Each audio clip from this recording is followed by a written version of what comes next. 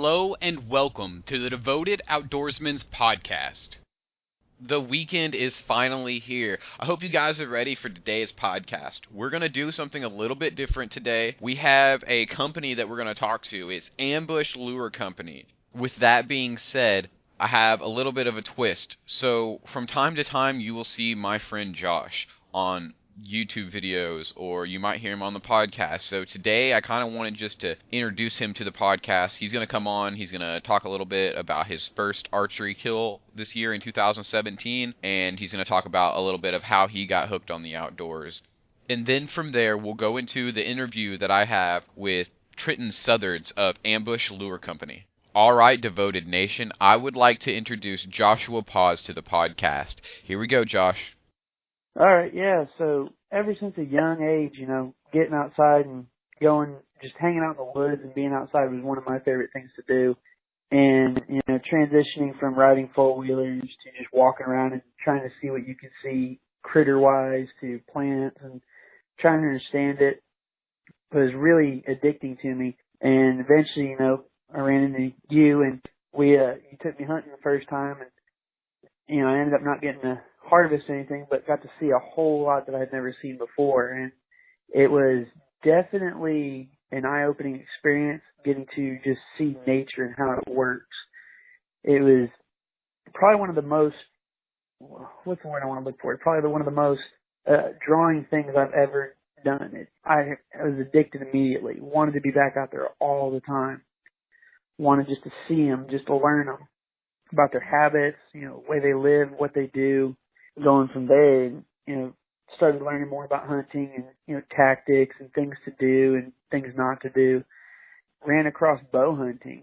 Got kind of interested into that because, growing up watching shows and stuff, there's always the archers and you always see the guy with the bow and he's the best out there. It's the hardest thing to do. And so trying to do that. And I ended up buying, a couple of years ago, I bought a PSE Nova, kind of an older bow to practice with and get used to, and took it out a couple times and didn't really see anything that was worth trying to throw an arrow that far, and just decided that, maybe I needed to switch it up a little bit because it was hard for me to draw that bow. And this last year I bought a bear mauler and, spent as much time as I could out practicing shooting, trying to get an adept into holding the bow right, technique on how to draw back without shivering, shaking, trying to hold it as long as I could, practicing, drawing it real slow.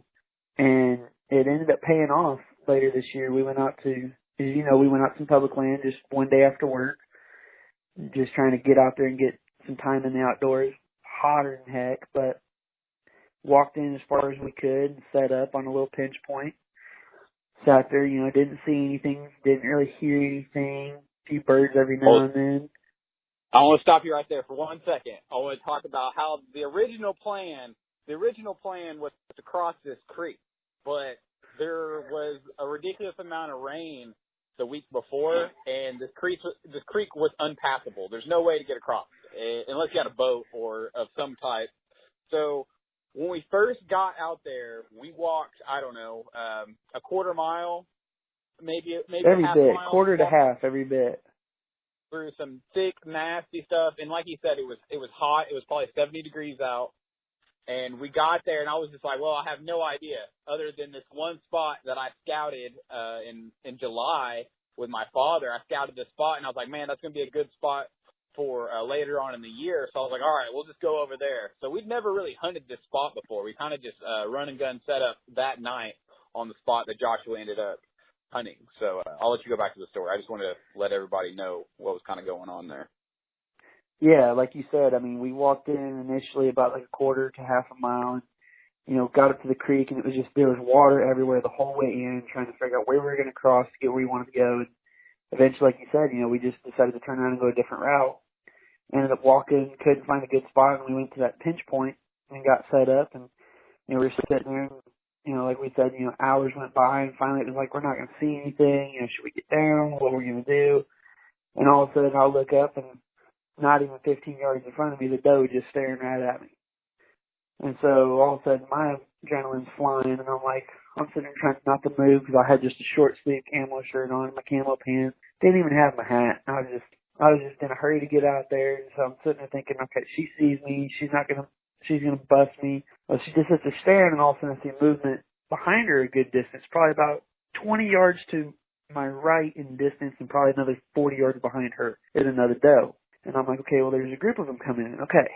So I slowly stood up, picked up the bow, got it flipped over. I could get ready to hook my release on and draw it. Sitting there, and I was hooking on, and I started to draw, and I can't draw because of the brace bar on the front for a rifle.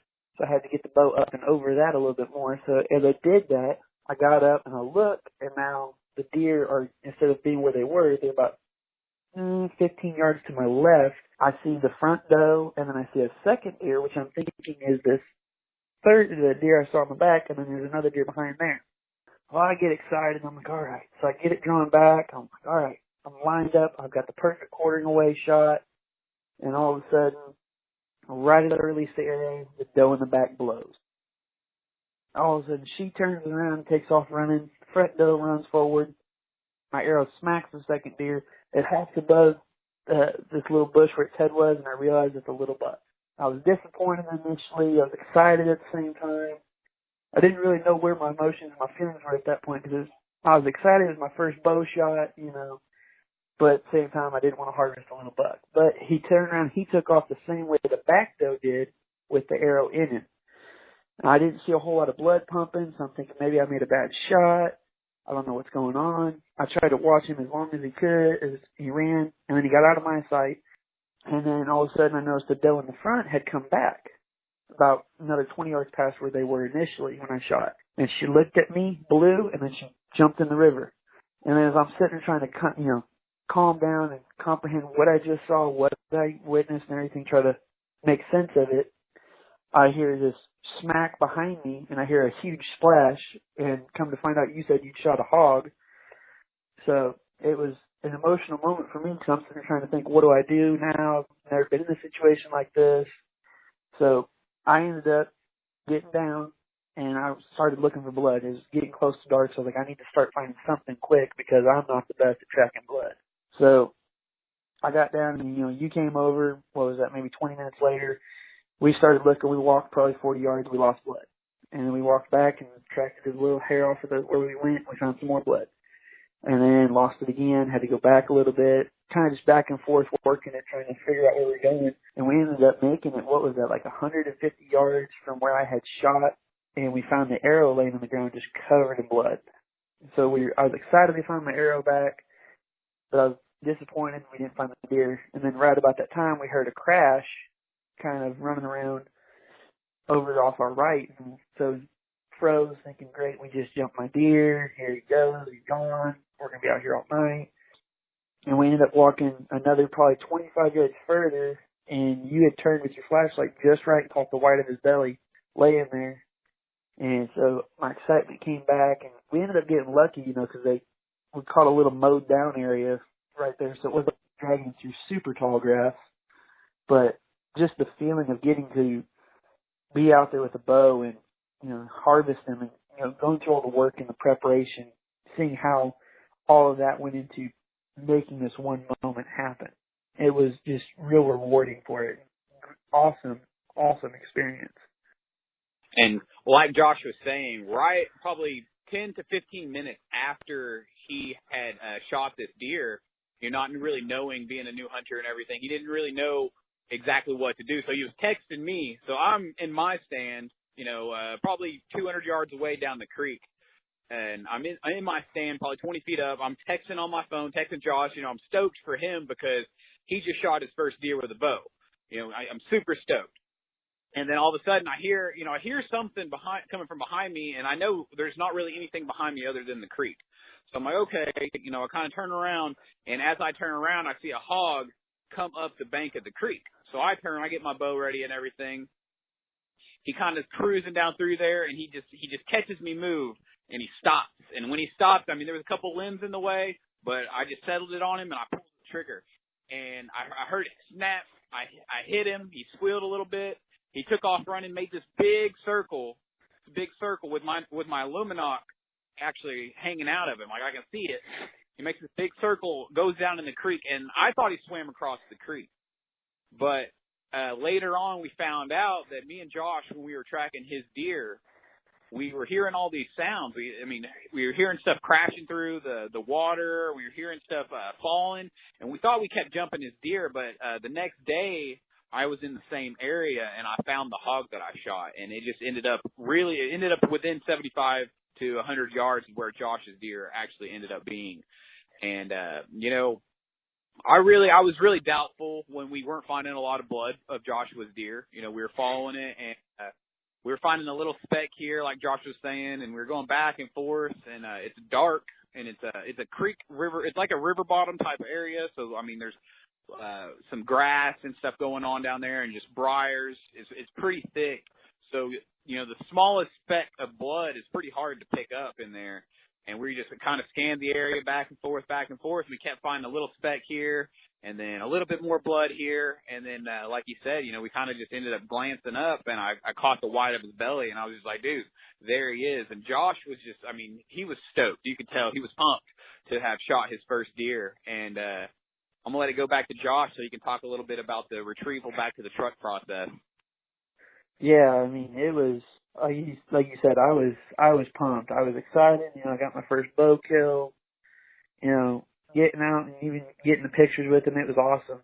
And then came what I call the fun part, as much sarcasm as I could say, because we managed it. Where we ended up actually hunting was almost 1.75 miles, 2 miles back away from where the truck was. And so, I mean, I'm sure you remember it took us a good hour and a half, almost 2 hours to drag him from where I shot him to back to the truck and everything, and over those hills and everything, and getting caught on freaking, you know, tree limbs and thick grass and stumbling left and right. I mean, it was an experience. It definitely showed some light on some things I need to work on myself personally, but honestly, the retrieval part, it's not the most fun part for a lot of people, but for me, it was fun because I got to reminisce the whole time dragging him about, you know, how much fun it was getting in there, looking around, figuring out what I was looking for, what I was going to do, tree to sit in, where deer would be walking, trying to figure out patterns and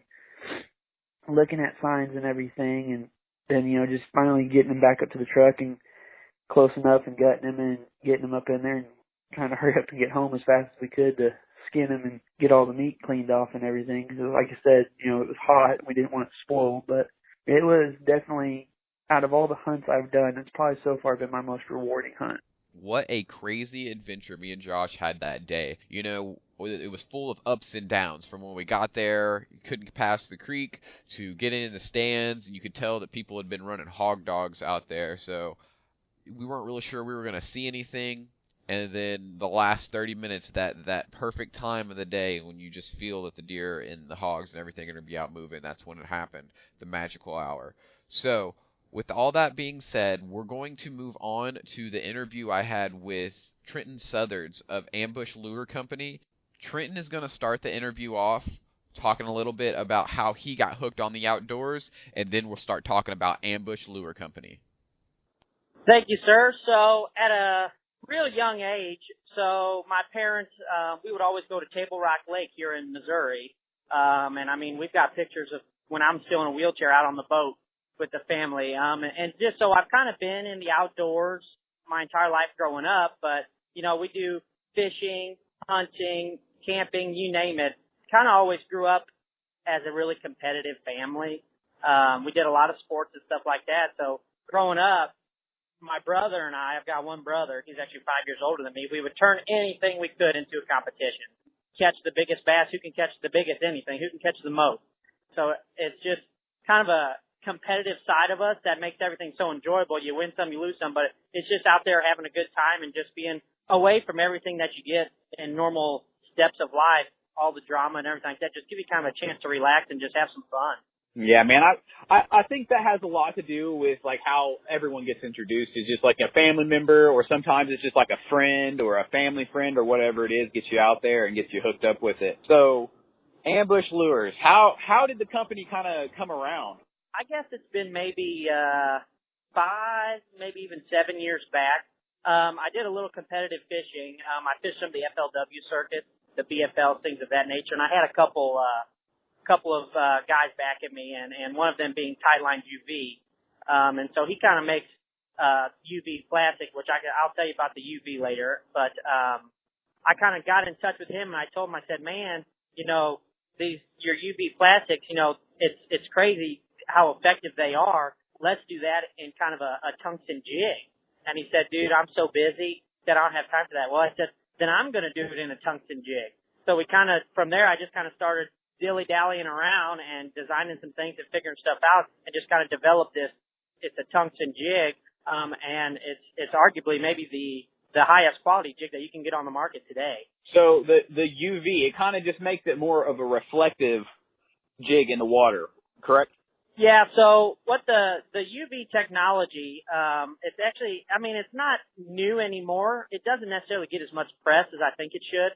But like if you research just, not even fish, animals in general, God gave us a filter on our eyes, so we don't use that reflection to see, but bass especially, or any type of fish, they use a UV reflection, in the water to find prey. And like, if you're shallower than 6 feet of water, 80% of that light in the water is UV light.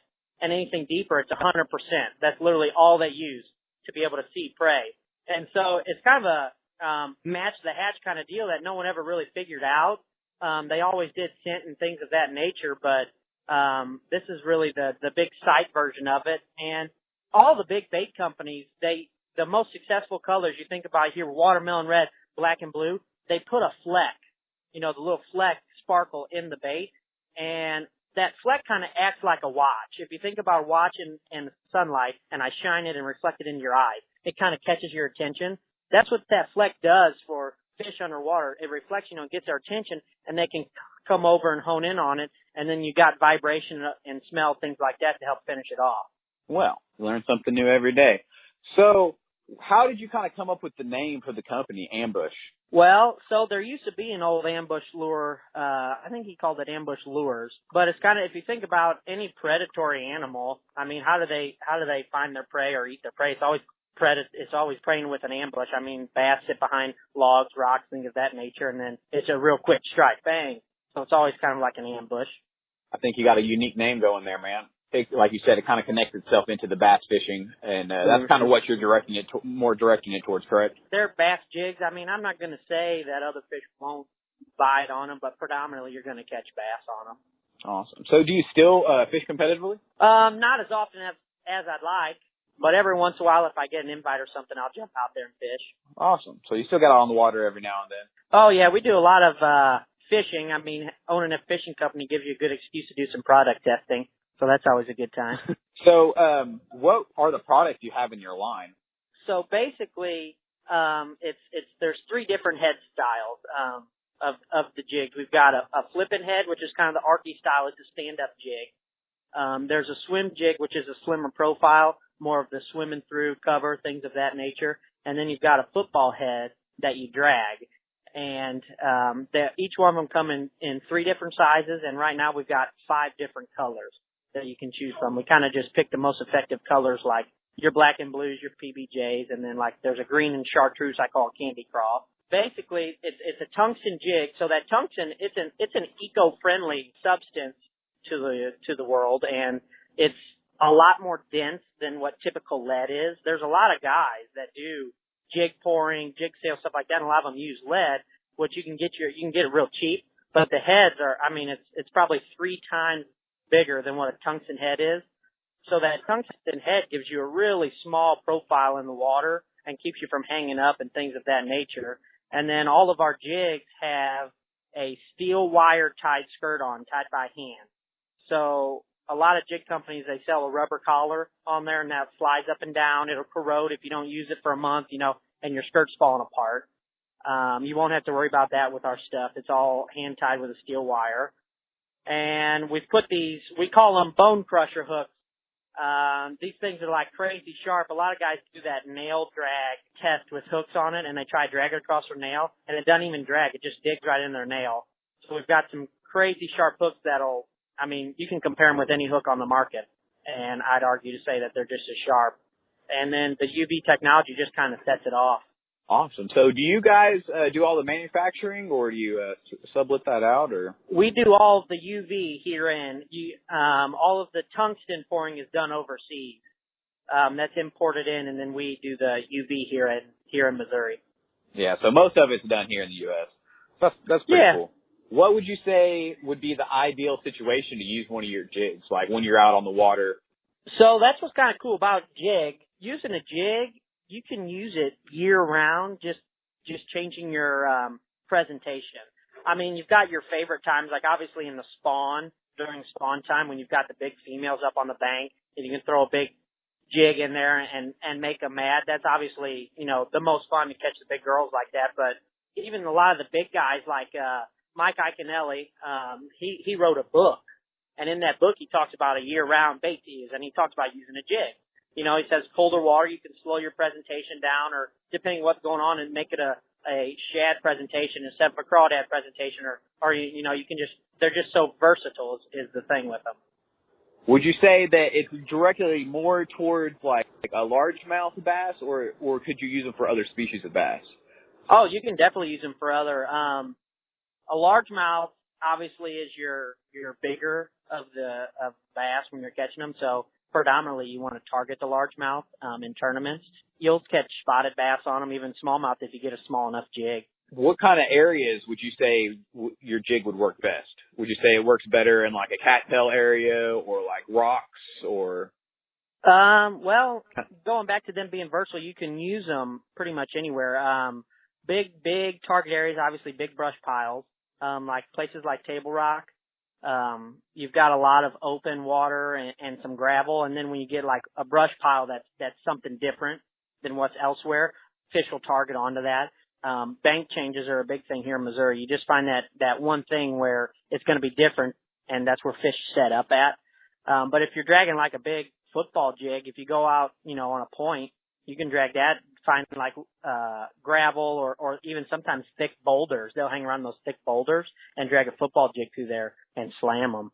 What would you say durability-wise would be the falling on these jigs? Like what part of it? You said the skirts are hand-tied, but do the skirts last? Like how long do you think they last? The skirts are rubber. So you actually, as long as you don't break off the jig, you're not going to have any issues with this jig. The only issue you have is if you break it off. This jig will not fall apart on you. I can say that with confidence. So do you have any cool stories of like when you personally were using the jig, or like a cool story that a customer had told you about a fish they caught while using it? The jigs, we do the UV technology. It's on the heads. And if you think about, I call it like headlights. It's kind of how I describe it. The first thing that a fish sees when your jig falls down through the water column is that head that leads it. So we UV that, so instantly that gets their attention. And so there's times when you're fishing and you can throw other traditional jigs and let it fall, hit it, and bounce it twice and get picked up and set the hook. And you'll find with the UV head on there, a lot of times as soon as it hits the water as it's falling, your line will run away from you before it even hits the bottom. It's something that's way different than a lot of the jigs. That happens, but it's such happens more frequent. With that UV head, just as soon as it hits the water, it just runs away from you. So where can people pick up your product at? Are you in any stores or anything like that? So we're not in stores yet. That's kind of this year's business plan is to start hitting all the stores. So if you guys know any, give me a call. But basically our website and kind of right now it's the trade show season. So I think in March we're going to be in Minneapolis. We've done Collinsville and Kansas City. So if you look up any of the trade shows, the fishing shows that are going to be around, check for us when you're there. So where is your company based out of? Yeah, so we're out of Moscow Mills, Missouri. It's a little town, but it's a growing town. We're just north of like St. Charles, O'Fallon, Winsville, which those are booming. We're kind of just outside of that. It's kind of headed our way. But you can find us on ambushlureco.com. And we're on Facebook as well, Ambush Lure Company. So, guys, I hope you guys enjoyed this week's podcast. Trenton was nice enough to give us a discount code for his website. So if you go to the Ambush Lure Co. website, I will leave the link in the show notes for you. If you go to the website, we get 10% off if you use the code DEVOTED with a capital D at checkout. So I hope you guys enjoyed this week's podcast. Go check out Ambush Lure Co.'s website, and also go check out their Facebook page, Ambush Lure Co. on Facebook. Like always, guys, please go like and subscribe. Have a great week. I'll see you guys next Saturday for another podcast.